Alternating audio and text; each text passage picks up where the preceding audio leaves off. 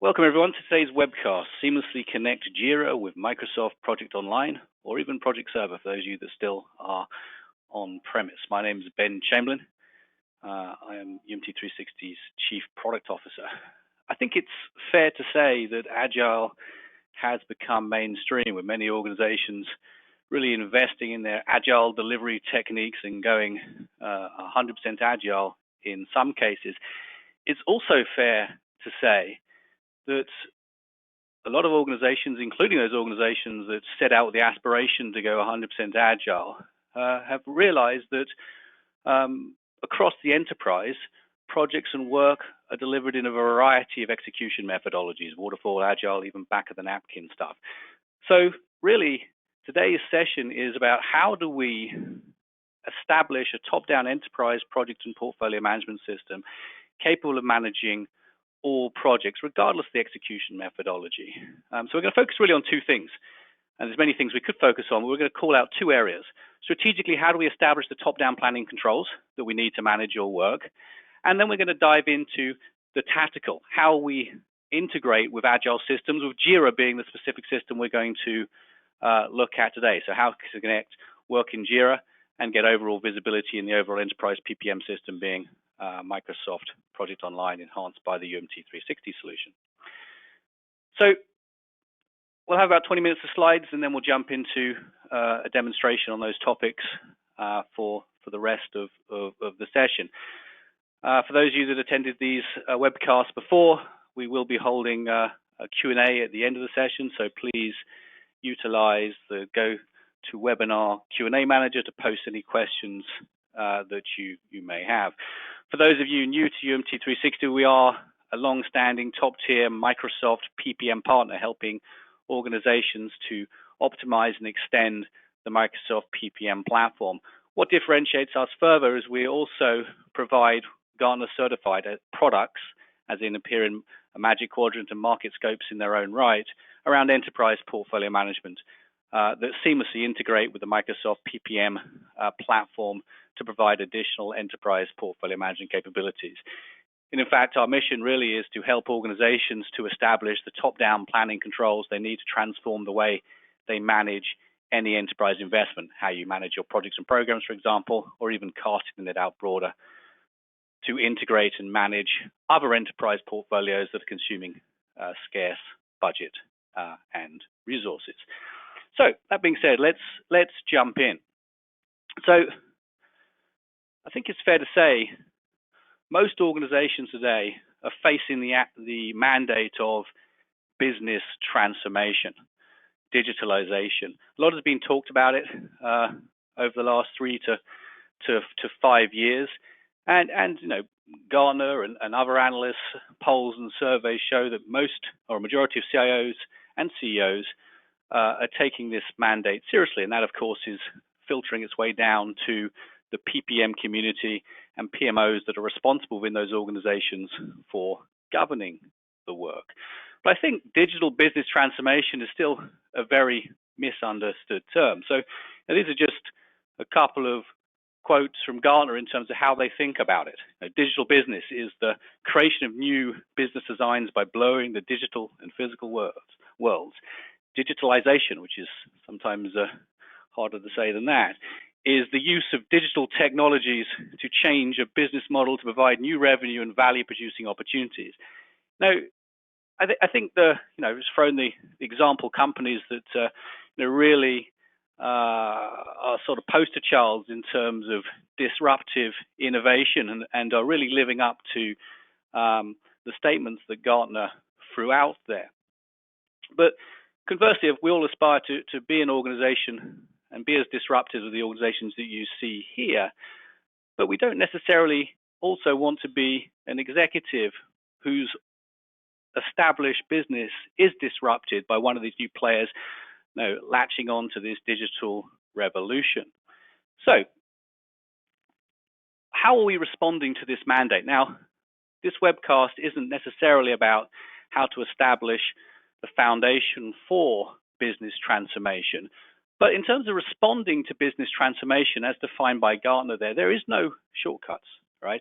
To to respond to business transformation and to orchestrate business transformation, it requires you to gain a complete, what we say, 360-degree view across your business. It's not just about changing how you execute your projects and how you better align investments with strategy.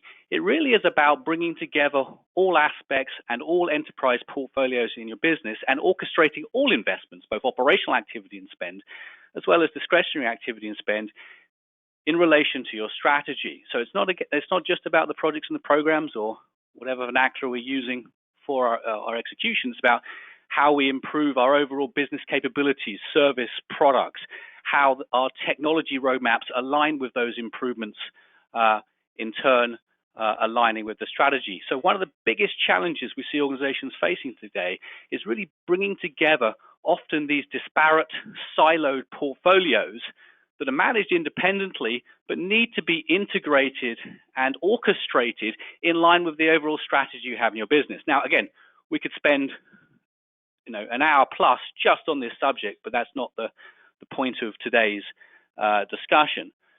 Now, a common mistake that I see in terms of responding to business transformation is that it's not just about agile execution. It is, but it's not just about agile execution.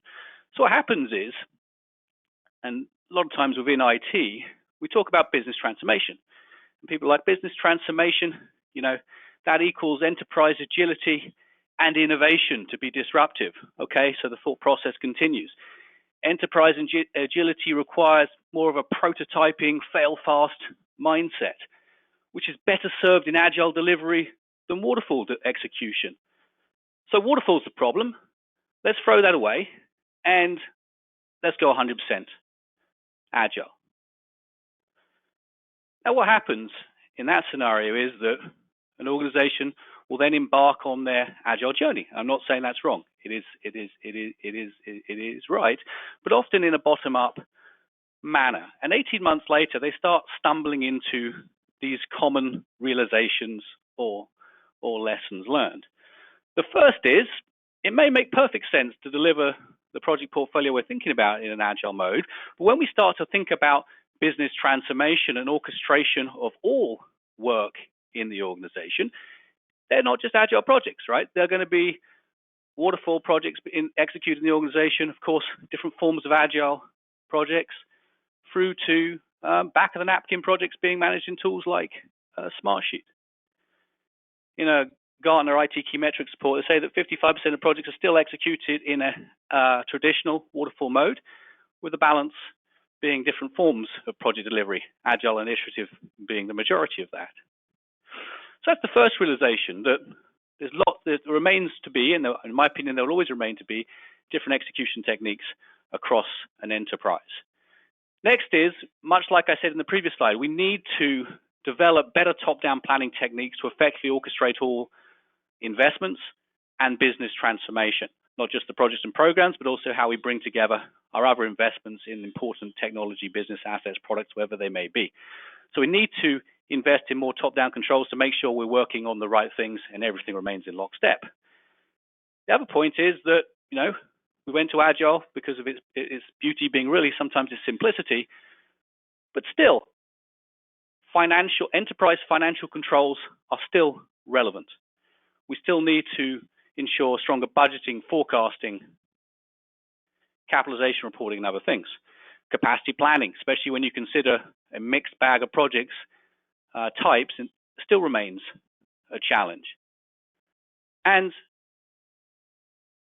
most senior manager executives still want intuitive status reports, which can be harmonized across different execution methodologies. Now, these are just 5 of the main kind of lessons learned that we see. Doesn't mean it's a definitive list. So what we're seeing is, after a kind of 18 months of a bottom-up agile transformation, organizations start to look at establishing the top-down controls as well. Maybe that's looking at better attempts to scale agile. With the bimodal reality, it's often introducing a enterprise project portfolio or program and portfolio management system that can integrate across those workloads. So a couple of polls today. The first one is, which execution methodologies are being utilized across your organization?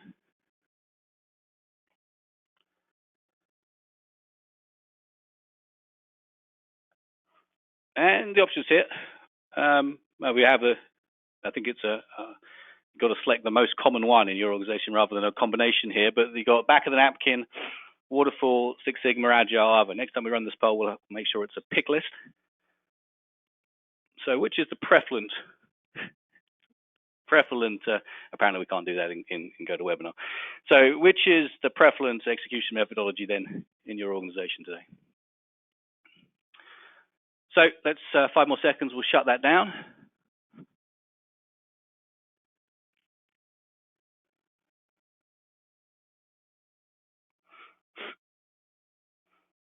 So waterfall outstripping everything at 59%, 31% on Agile, and the balance on the other. Back of the napkin, by the way, I should have explained that earlier. I did mention it. To me, that's, a lot of the other work management systems out there. I use Smartsheet as a good example. There's many organizations we work at are using kind of that Smartsheet to execute projects in a very lightweight manner, but there are different tools, obviously, that allow for that. Okay, great. So we established the need to have an enterprise portfolio management system that can integrate across projects being managed in different tools, Agile being or JIRA and Agile being where we're going to focus today. So what are the common benefits? I mean, the obvious one is we want people to be in their productivity tool of choice. Agile teams want to be in their Agile tool set, become sort of semi-religious about that. But the same self-token, we want the PPM and PMO and portfolio analyst teams to be in the tool of their choice. So we need to provide that flexibility in terms of productivity tool as well as methodology of choice. But of course, we need to minimize any double data entry. So wherever you are working, whichever tool, you should see relevant information. So the importance of synchronizing the right information at the right time between these tool sets is obviously key.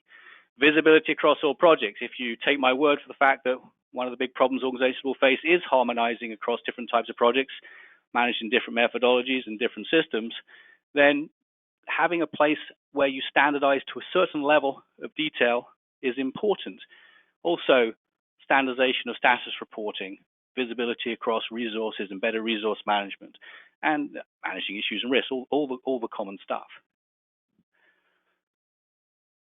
Now, we also want to, from an Agile point of view, establish a lot of the more robust, advanced, top-down capabilities that many project and portfolio management systems have had for a number of years. So how do we still integrate seamlessly demand management capabilities, budgeting, forecasting, more robust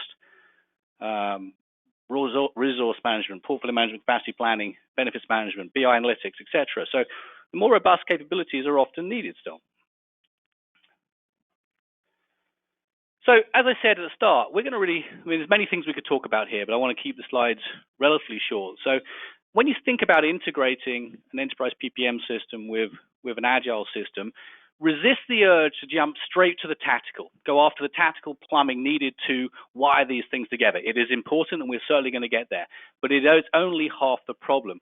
You also want to, based on what I said about orchestration of business transformation, ensure you start to establish the right top-down planning controls, and you evolve those over time, mature those over time, to make sure you're able to align all execution with strategy and effectively orchestrate business transformation. So we're going to look at this through two lenses today. What is the strategic stuff we need to think about in terms of improving our top-down planning controls, and then how do we wire everything up in the tactical? So I think one of the biggest challenges we face today when discussing, when starting a discussion with a new customer is around nomenclature and vernacular, right? There's lots of terms for lots of things. The challenge is that not everyone thinks about them the same way. I mean, some of these things are pretty understood, like user stories and sprints and stuff like that. But many people will say a program, a business capability, a service, a business outcome, and a feature. And they use them very differently. So what you're going to hear me talk about today is something pretty generic in terms of projects and programs. But don't worry if your portfolio structure doesn't marry to that, right? Maybe you have epics, features, whatever it may be. It doesn't matter, because the solution I'm going to show you today is capable of morphing to any portfolio hierarchy. But sometimes it takes a couple of meetings just to figure out exactly what level in a portfolio hierarchy certain of these concepts relate to. So we're going to look at different top-down planning techniques first. The first is where we spend a lot of time at UMT360 over the years looking to help organizations to improve how they do top-down planning, align execution with strategy. 3 techniques here that again, we spend an hour on each of these, but I'm going to cut through pretty quickly.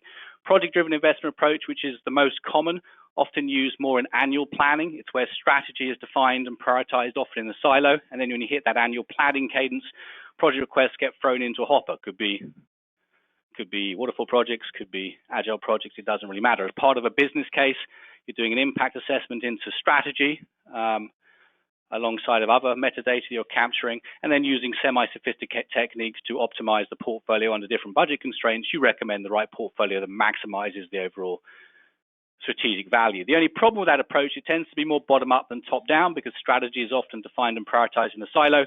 The project requests are captured disconnected from the strategy and then mapped into the strategy. So you end up selecting the best of whatever projects were teed up. You're never quite sure whether you started out with the right demand. Program-driven and capability-driven look to overcome that one frailty.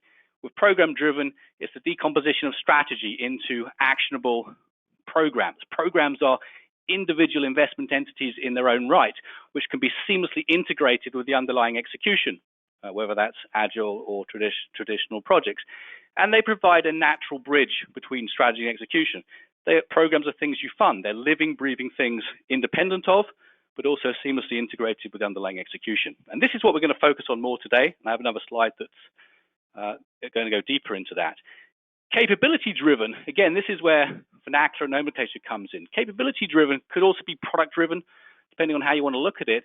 Introduces the core concept of business capabilities, product services, whatever you want to call them, which represent the key kind of operating functions or fabric of our business. We can then do assessment of strategy into these capabilities and then generate demand through projects and programs, much like the program-driven investment approach. So if I have a strategy that doesn't have a supporting business capability, no way for me to execute that, I'm going to generate a project and program to enable that capability. Or if I have strategies dependent on poor performing capabilities, I make investments in those capabilities to knock that strategy out of the park. Because capabilities are part people, process, technology, we can further decompose them down into the business and IT assets that support them. And this is the real framework you need for business transformation.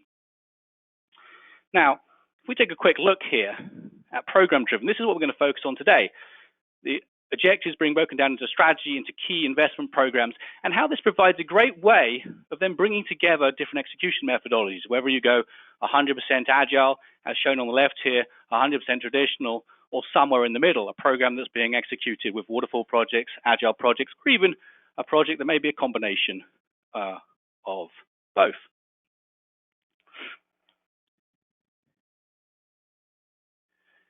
Again, not really going to focus too deeply on business capability management today, but we're speaking to customers all the time, multiple times a week, about how they're looking to mature their top-down planning techniques. And obviously capability-driven or product-driven, or however you want to frame that, is aspirationally where people are going. It's going to take a couple of years, but ultimately I'm a strong believer it is the no shortcut approach to orchestrating business transformation. So really it gives you the ability to integrate that kind of program-driven structure. As you see here, you still have strategy into programs, into the underlying execution, however that's being managed. But I also have the ability to understand both the business and technical impact of those investments. So which capabilities they're supporting, what's the impact on the IT side, how do I align my IT roadmaps, technology roadmaps back to improvements my capabilities, back to the strategic imperatives of the business. So obviously, this needs to be normalized based on how you see the world. But when you think about that foundation for business transformation, which is predicated on bringing together all enterprise portfolios, operational as well as strategic enterprise portfolios, to orchestrate business transformation. This is the key framework.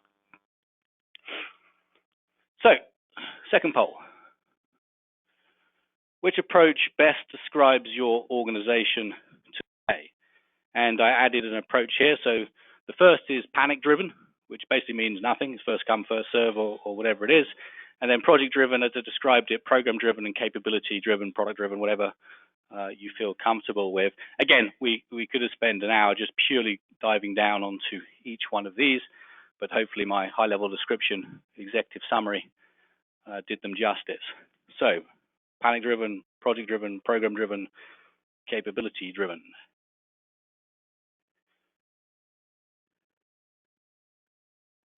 Okay, let's shut the poll and take a look.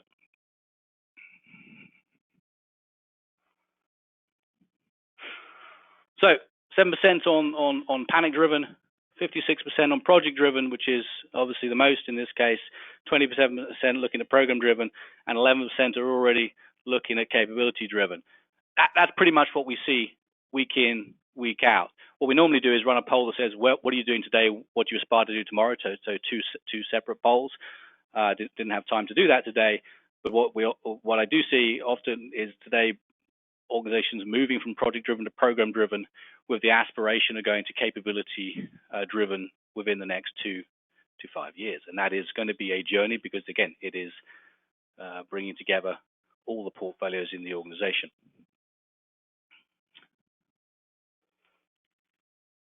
Okay, so we took a very light look at the first, strategic. Now let's take a look at the tactical, the important plumbing needed. In this case, looking how to integrate Project Online with JIRA as one of the most used agile systems. So first of all, we've got to understand the structures. So let's look at the left-hand side, which is a UMT360 enhanced Microsoft PPM, Project Online, or Project Server. When you think about Microsoft Project, it has the concept of an enterprise project type.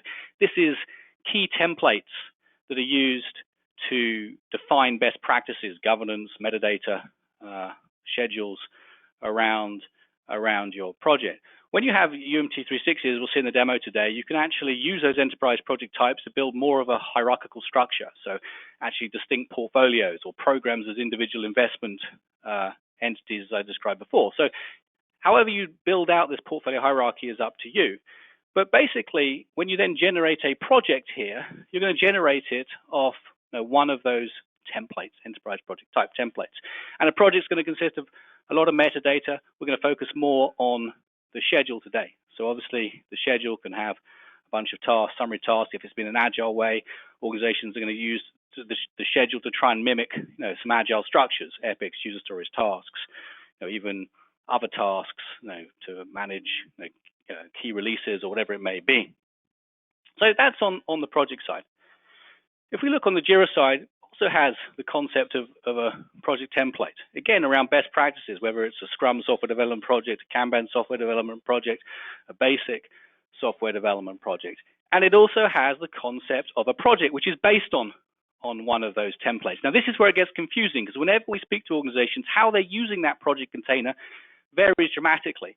Some may be treating it as a project, some as a product, as a team, as a feature, and this is where the vernacular can get confusing. But the key point to note is that project is a container of the backlog, a set of issues, and again, JIRA has a bunch of out-of-the-box issues and also custom issues, again, epics, user stories, tasks, bugs, other subtasks, whatever you want to do. The beauty of JIRA is its flexibility in terms of how you can do this.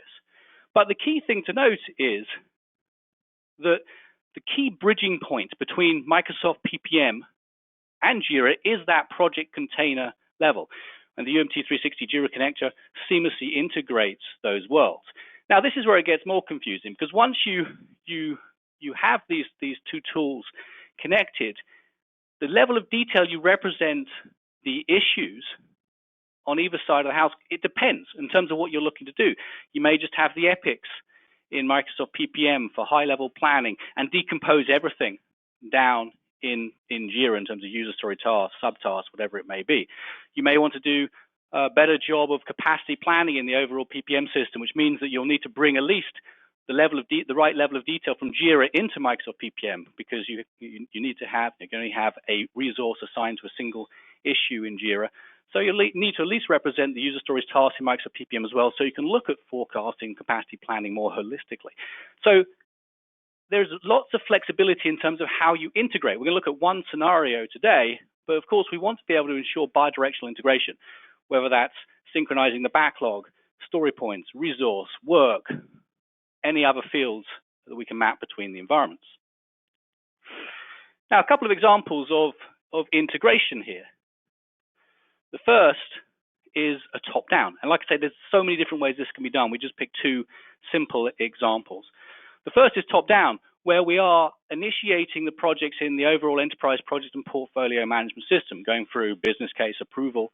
And maybe we're creating the epics in the Microsoft PPM system. We're assigning priorities to those epics and then triggering automatically the creation of the project in JIRA once it's approved. And that will establish that epic structure within the project container in JIRA. Now, the dev team start to take those epics, break them out by stories and tasks, and depending on how you want to integrate, maybe those are pushed back to the overall PPM system. So we have mirrored environment here. Now, it's up to you how things work, but now we start to do a lot of the planning down in the Agile system, which is often a more natural way to do it, where we're looking to estimate story points, start to do our sprint planning, as well as assign resources. And we'll take a look at that. And then start to capture and log work. And obviously this information is flowing back automatically back to the PPM system. So logging work may result in not just planned or remaining, but also actuals coming back as well. And again, this is not a one-size-fits-all. This is just one example that we're going to showcase today. Or it may be the completely opposite, a bottom-up approach, where everything originates in JIRA. So we start off and we create automatically the corresponding container or project in Microsoft PPM. We create the epics flow up, create the stories flow up, the tasks, and again, estimate story points, assign, resources, work, and everything throws up. So really, those are the two kind of broad examples, and there could be lots of different example integrations between that too, and hopefully that will become apparent when I look at the JIRA connector interface at the end of the demo today. So we're going to jump into the demo in a second, and the main focus today is really to look at the JIRA connector, but this is something that just integrates and ensures data is apparent in both systems. We're also going to take a look at some of the other elements of the UMT360 solution that extends Microsoft PPM in terms of top-down planning, the program management capabilities, how to integrate, build roadmaps. So I'm not going to go too deeply, but 360 has these apps of Microsoft PPM. The main focus is on how to integrate JIRA with projects today, but we will be seeing other aspects of the UMT360 solution, roadmap manager, program manager, and so on as we step through. Okay, so let's switch to the demonstration.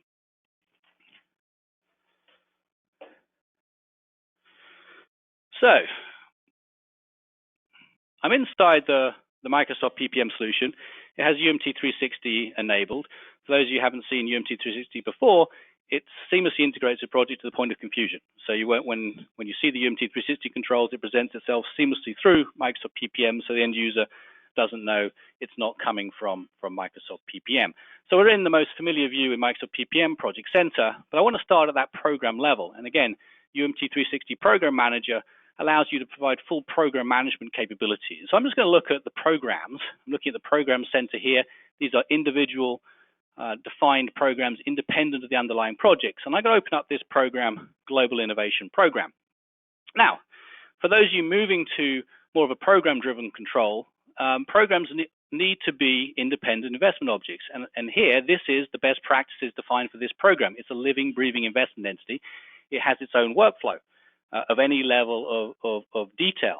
And it has program level metadata that are being captured, whether it's things like top-down resource plans coming from UMT360 Resource Manager, where I can do high-level web-based resource planning, whether I'm allocating and reallocating program budget independent of the underlying projects coming here from UMT360 Cost Manager, managing benefits at the program level, managing key milestones. I may not have a schedule here. This is UMT360 milestones, where I can capture top-down milestones and now start to integrate my programs, my projects, and manage cross-project program and portfolio dependencies. Obviously, I'm flying through this.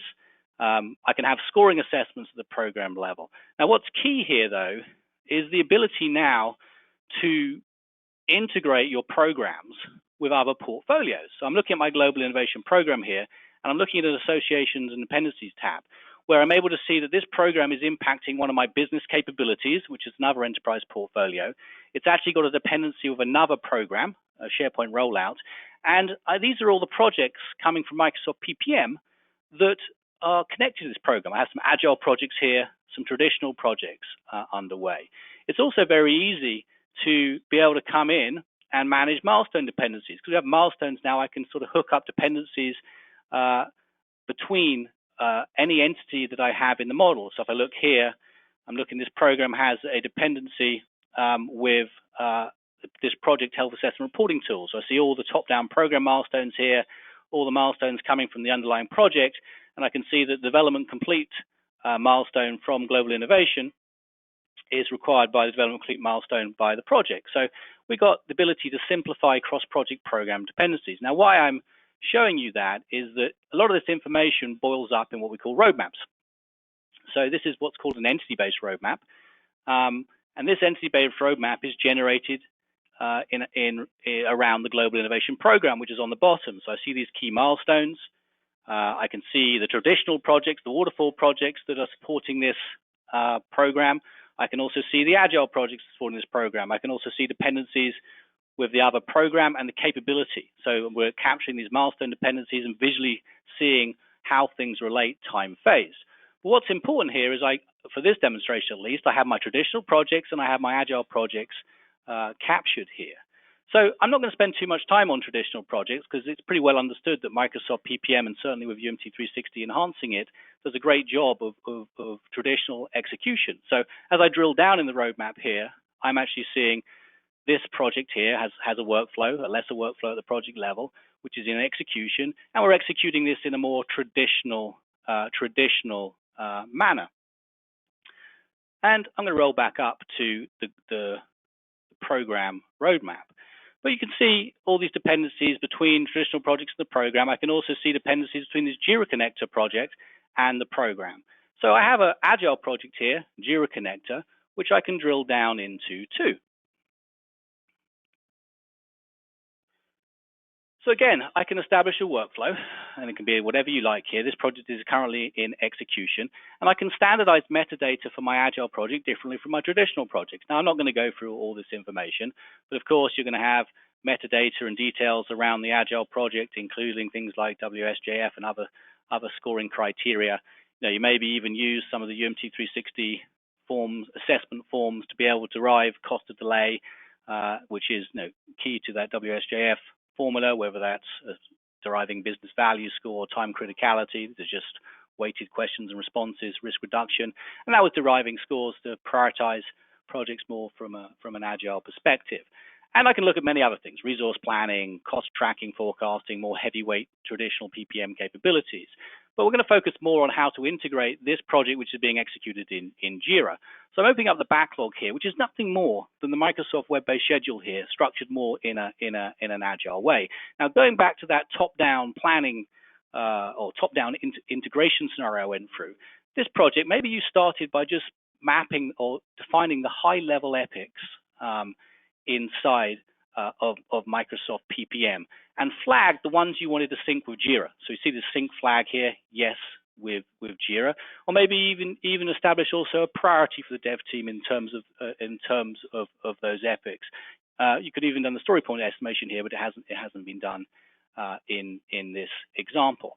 So we're starting super high level in Microsoft PPM in the early stage planning. So let's switch over to JIRA. So I'm now in JIRA.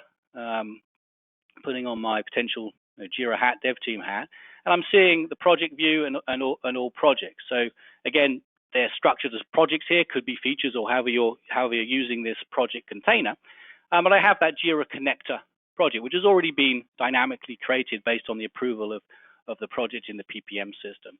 So we can drill down into the JIRA project. It's not my intention to do a JIRA demo here, but we're looking at the backlog view in JIRA, and here we have those epics that have been captured, the major epics that came from the overall PPM system, and we can start to see which are the issues that belong to each epic. See high-level information on each of the epics. Now, we may want to go and learn more, so drill down to the issues themselves. So the color coding here, we've got tasks here, we have user stories here, we also have the epics all as issues, which is the main construct within JIRA. So if I want to learn more about one of the epics here, we can see the epic, we can see the priority sync has occurred from based on the mapping from the PPM system.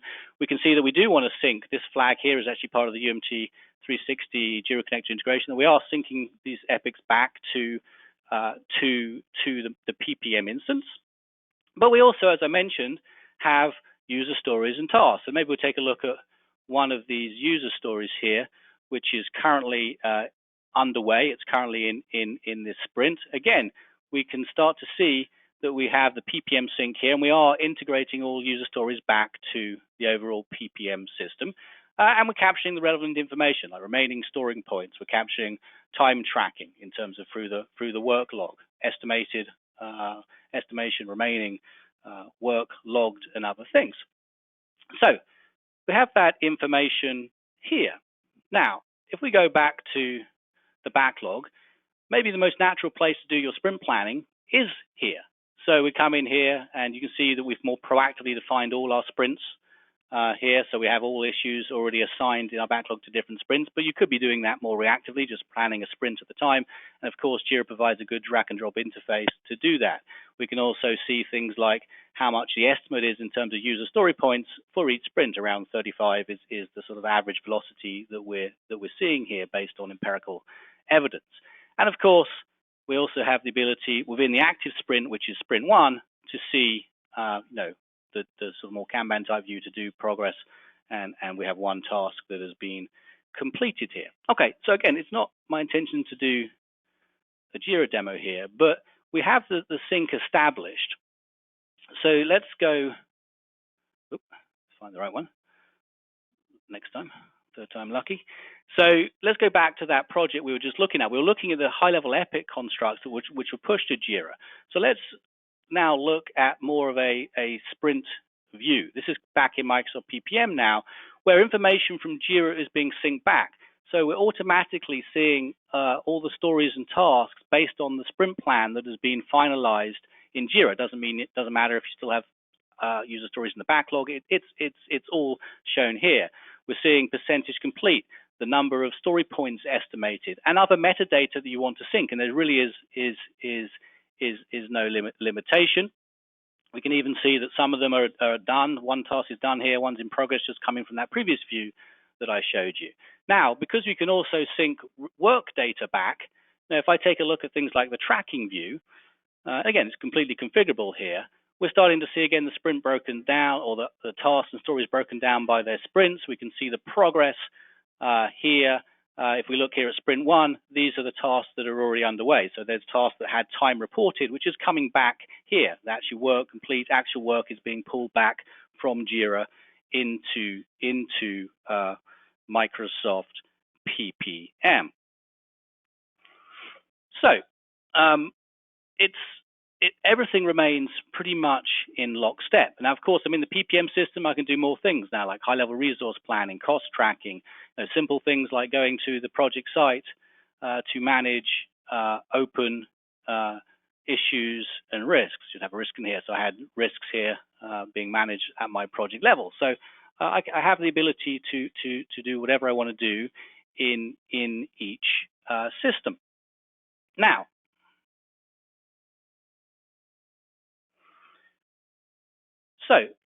what I just showed you was the ability to synchronize information at any level of detail. And we're going to take a look at those integration settings in a second and how that works. But I also showed you, doing sprint planning down in the Agile system, which is what we see happening most of the time. But you also have the opportunity, if you choose to do a level of sprint planning in Microsoft PPM. So what I'm going to show you here is one of the new features in Microsoft PPM. So I actually have, the same Agile project here with all the user stories and tasks listed in more of a traditional way you're used to seeing it in Microsoft PPM. But one of the new features in Microsoft PPM is to support different execution methodologies. So I'm actually going to convert this from a traditional sort of Microsoft view to more of an Agile view. So if we go here now, I've got this Scrum format here where I can start to say, no, I want to see my sprint planning.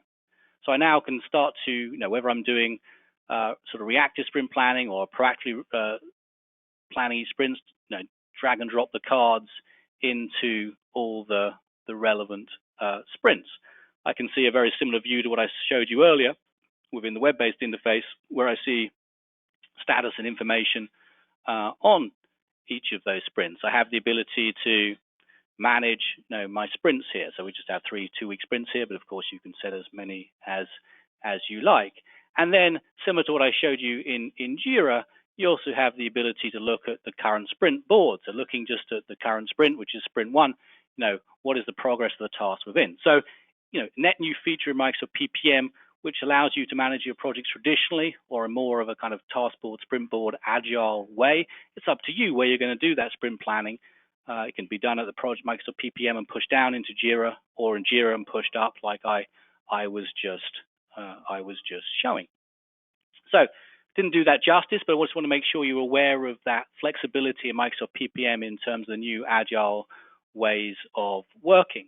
Now, we're relatively short on time, so I'm going to spend a little bit of time on status reporting, right? And as I said, I'm not really touching on waterfall projects in any shape or form. One of the true powers of Microsoft PPM is its overall BI reporting and analytics, especially with the advent of Power BI, which is that kind of cool self-service reporting thing. So, give an example here of an agile status report template we use ourselves and with our customers, which is pulling information from both Microsoft PPM and data synchronized in Microsoft PPM, through JIRA. So we see the JIRA connector here, the objective, ability to derive % complete, whether that's based on user stories or work, depending on how proactively you're doing your sprint planning. Other agile metrics like the WSJF score and important budgetary information coming through. The status of the backlog. So how many user stories in the backlog, how many completed. We're looking at remaining work by epic. So these 2 epics have been started, so it's kind of a semi-burn down here. Looking based on those priorities, number of user stories by epic, number of user stories by priority. So we've got a bunch of high priority user stories that that need to be actioned. And then we can get into other aspects in terms of sprint status. So when we're looking at the estimation before in terms of JIRA, those user number of stories per sprint, we actually calculated here that our average sprint velocity is 35 based on empirical data. And so the number of sprints we'll need to action the user stories here based on that is 4.3 or 5 sprints, and we see a burn down relative to here. Planned story points per sprint. Now even can start to see forecasting when we expect each epic to be complete relative to when the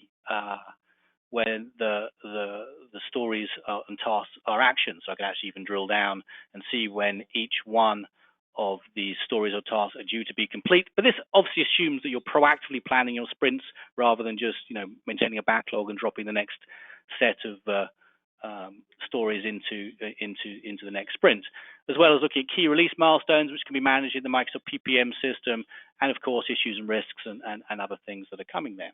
So I like this report, and again, what's cool about this report, it is harmonizing data across Microsoft PPM and JIRA. Now, we are short on time today, but what I wanted to do is spend a little bit of time on the integration, how to integrate the solution. So I'm actually going to go to the UMT360 settings. We've been seeing a lot of UMT360 in the context of Microsoft PPM, but I want to go back to what I said before, how seamlessly integrated it is, right? Whether it's a cost view, a resource view, milestones, it all presents itself seamlessly through the UI of Microsoft PPM, be that Project Online or Project Server. So we're actually looking at the settings page in terms of where we manage all the integrated settings for UMT360 within Microsoft PPM, and one of them is this JIRA integration settings. So let's take a look at the flexibility here, and it is infinite. You can wire this up pretty much the way you want to wire it up. The power of the UMT360 JIRA connector is that you do not have to have any technical knowledge, right? There's no, okay, this is the default way of working, but you can change it through lines of code. Not at all. It is completely plug and play, point and shoot in terms of how you manipulate this. So if I go to JIRA connector here and I configure, there is a very simple 5-step wizard, and let's see if I communicate it in a simple way.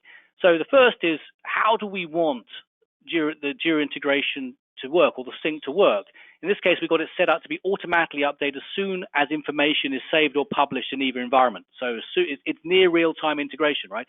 I flag a task in Microsoft, or I add an epic in Microsoft, and it automatically appears in the corresponding project in JIRA. Or it could be update on demand, which means that the admin runs an update on demand, or it could be scheduled. Now, the on-demand, what we're actually going to do in the next release is actually provide the ability for a PM to trigger that on-demand rather than waiting for the admin. But the point is, most people set this up so it's dynamically synced anyway as soon as either environment is saved or published. So that was the synchronization settings. The next is the project update settings, where you say top-down, where do you expect projects to originate? So is it going to be top-down? Are they going to originate first in Microsoft PPM and then be pushed to JIRA? Or is it going to be that bottom-up scenario, originating in JIRA first? In this scenario, we've got top-down, projects originate in Microsoft Project. We're therefore selecting the right template from JIRA to use, and which projects, based on the enterprise project type in Microsoft PPM, that relates to, right? So as soon as that project is created, and that, in fact, if this is what this setting relates to, you can either have all projects automatically synchronized from project to JIRA when they're created, or in the governance process, you can say, wait for a field to be flagged in project to then create the project in JIRA. So in the scenario I went through, where you have maybe business case approval and funding approval before you want to start executing, the project won't get created in JIRA until it's gone through the initial round of those governance controls. Next, step 3, JIRA issues update settings. So in this scenario, we have gone with top down, so starting with project pushing down into JIRA. And this is what we should have seen here. So what we've said here is JIRA issue settings. So what do we want to happen? We want only tasks flagged using the integration field in project plans to be synchronized as JIRA issues. So basically, we're going to have the ability to push information down from project to JIRA. So whether that is those epics that we showed being synchronized, or whether that's you're actually starting doing user stories and tasks in JIRA, then pushing them down. And you do so by just simply having a flag field within the schedule to say, okay, push this down. Now, I also have the ability, and this was that field we look at, JIRA issue type. So, based on being an epic or a user story, we'll pick up and push it to the right issue type in JIRA. I could also have the ability, we haven't configured it this way in this particular demonstration, to push work information down from project to JIRA. All the way down to the resource assignments. We didn't show that in this demonstration because we were automatically aggregating these stories and tasks from JIRA. So next we look at step 4, which is the project plan task update settings, which is the reverse, right? How do we sync information from JIRA back to the overall PPM system? So you saw this PPM sync field in the JIRA demo I did. So only issues flagged using this field should be synchronized back to Microsoft. So in this case, if I'm originating stories and tasks in JIRA, I can push them back dynamically to the project in Microsoft PPM, just as I showed. And also we want to pull other information, and in the demo I showed you, we were expecting the planning and estimating to be done in the Agile system, but we wanted to sync that information back up for capacity planning reasons and other tracking reasons. So all the work information is being pushed from JIRA back to Microsoft PPM. And last, but by no means least, we also want to be able to set up mappings between different fields, the sort of task fields in Microsoft PPM, as well as the fields within JIRA. So these are the fields that have been inexplicably linked between the two environments, and which one is the mapping source. So where's the data going to be originated from here? Now, you know, the power is obviously in using the solution and data remaining near time, especially when you've got everything being synchronized on save and publish. But believe me, the strength of this overall solution is the fact that you can set this up in a variety of ways, right? On how you expect information to flow between the environments. There's no additional coding needed. You're not just starting with this is our default way of working, but you can hack it with if you're a developer to make information aggregate differently. All that is baked in this integration wizard, and it provides a lot of flexibility to allow you to set it up the way you want to set it up. It is very easy to do. In the same way, we want you to be able to easily do that so that data remains integral between the two systems the way that you want data to flow. Okay, so that kind of ends the demo portion, and we've got 8 minutes left or so. So a couple of slides to wrap up, and then a Q&A. So, obviously we touched on two pretty weighty subjects there.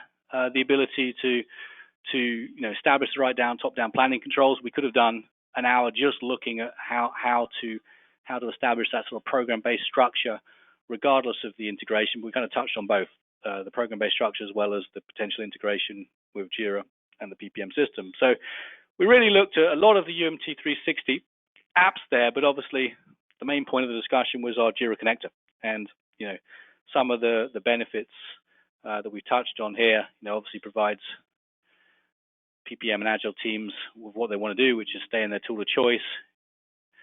The wizard allows you to establish the right techniques that you want to integrate, and information, the right information is going to flow between the systems the way that you want the information to flow. So if this is the first, I think over the last 4 to 5 months, we've been doing a kind of deep dive on each of the UMT360 apps, and next up is actually the demand manager. But this is the first time that you've seen the UMT360 solution. It's well worth checking out our webinar archive, or even the short videos we have that show the benefit of the different apps, whether that's cost manager, benefits manager, demand manager, resource manager, roadmap manager, JIRA connector, data exchange, in terms of integrating line of business systems. I think I'm missing one, but it'll come back to me. But all these apps, their key benefit is that they are built for the Microsoft PPM platform. They are so seamlessly integrated, both from a UI and a data integration perspective. That is their value. The value also is that you can deploy these apps independent of one another, and they incrementally build into a full enterprise portfolio management solution. So each one is seamlessly integrated project, and each one is seamlessly integrated one another. So you can start with a JIRA connector and then move into more robust program management, and roadmap management or cost management, as your processes mature. In terms of next steps, look, I'm sure we didn't go deep enough in terms of all the idiosyncrasies of the JIRA connector. So, if you want to learn more about the JIRA connector, more at a sort of level 300 technical level, or any of the UMT360 apps, the best place to do that is to request a demo, and one of our engineers sales engineers will more than happily talk you through the powers of each app, or the powers of the apps collectively. We didn't really touch on VIC assessment, but we did touch on the need to think about how you structure business, your response to the mandated business transformation. We have what we call a VIC framework, which is basically our best practices in terms of how we're systematically helping PMOs to respond to that mandated business transformation, taking what is often a PPM capability that is more focused on the tactical delivery of projects into building the right steps to be able to orchestrate business transformation through putting the right structures across all types of work, as we talked about today, waterfall and agile, through to what we call, that's the visibility, through to insight of building the right top-down planning models and treating all projects more like business investments, through to the connect, so VI and C, which is now to integrate other enterprise portfolios, capabilities, products, applications that you need to connect to your project so you can really orchestrate all investments. So maybe a good way to engage us, I almost said connect, but a good way to engage us is really understanding more around that VIC framework and how we're helping to help organizations build roadmaps to mature their overall PPM function. Now, if you are a Microsoft PPM customer and you're on earlier versions, so 2013, which is going out of mainstream support in a month or so, a month plus, and you are thinking about the migration to the cloud, or even to a later version, Project Server 2016, and you want to do that before you start to put a lot of the capability improvements needed to orchestrate business transformation, happy to talk to you about that too. So we'll pause for the remainder for any questions that have been posted. Be remiss of me if I didn't spend a bit of time on teeing up the next webinar, which is April the 5th, and we're focusing on the Demand Manager app. So, how do we capture all information we need to support decision making within a business case, so the business case doesn't become something we just use for funding the project and then filing in the bottom drawer, that it is part of the online record of that project, and everything there is governable and instantly reportable. So we're looking at how to build what we consider to be world-class business cases directly in Microsoft PPM, so cost, benefit estimating, milestone planning, dependency management, macro resource planning, and all that good stuff. So let's pause, a couple of minutes to go.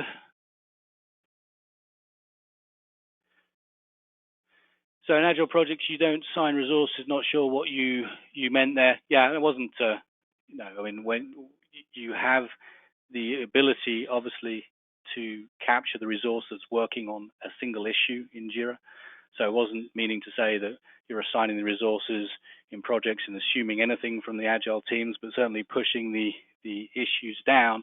But no, one of the constructs of JIRA is that someone will end up working on an issue, and I believe I'm still correct in saying that it's a single person or one person to an issue, and that's where they're going to capture their workload. So you can, if you want.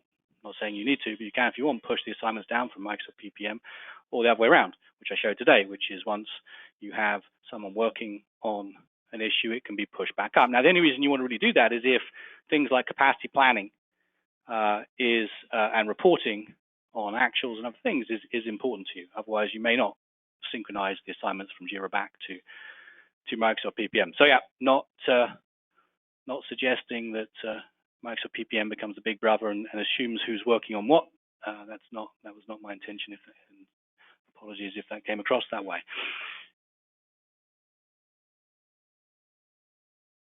If the task and user stories are already synced, then how come the points are not updated in PPM? I think you're probably referring to the epics. In that case, we were syncing the story points, and you may have seen that when I switched from the epic view to the sprint planning views, where the user story points were synced. And it's just how we set it up. We didn't sync the epic story points back from the epics to the corresponding epics in Microsoft PPM. But if you want that to happen, that can certainly happen too. You also already know which story points are links to each epic anyway, so you can get that through reporting either way in Microsoft PPM. But that was just how we set up the demonstration. That was just, if you want it to flow that way, it can certainly flow that way.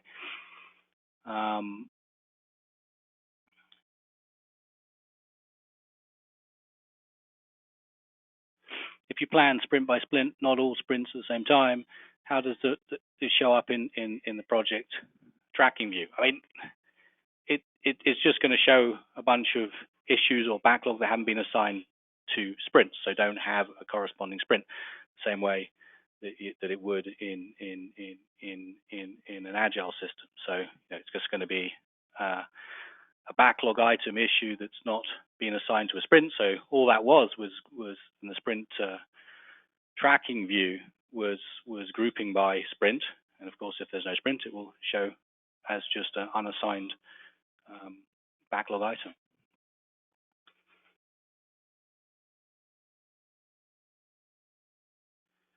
So yeah, so maybe I missed it, but where do you show the JIRA URL?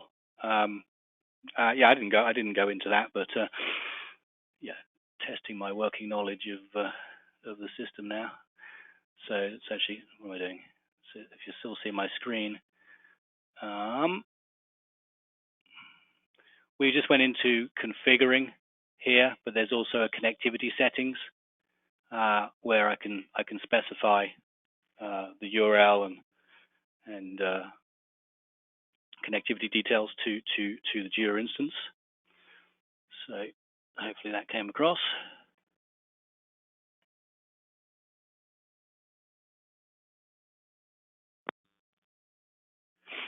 Okay, so I know we're 2 minutes over time, so I want to thank you all for attending. We will get back to you on any other questions that we didn't answer. Like I say, hopefully you see this for what this was, which was a 50,000-foot view across both the strategic and tactical aspects of integrating with a tool like JIRA. And if you want to learn more, they're happy to go to any level of detail. And we will get back to the questions I haven't answered. We will get back to you on. So again, I want to thank you for your time. I know we're a few minutes over. I want to respect that and hopefully see you on the next webcast in early April. Thanks again.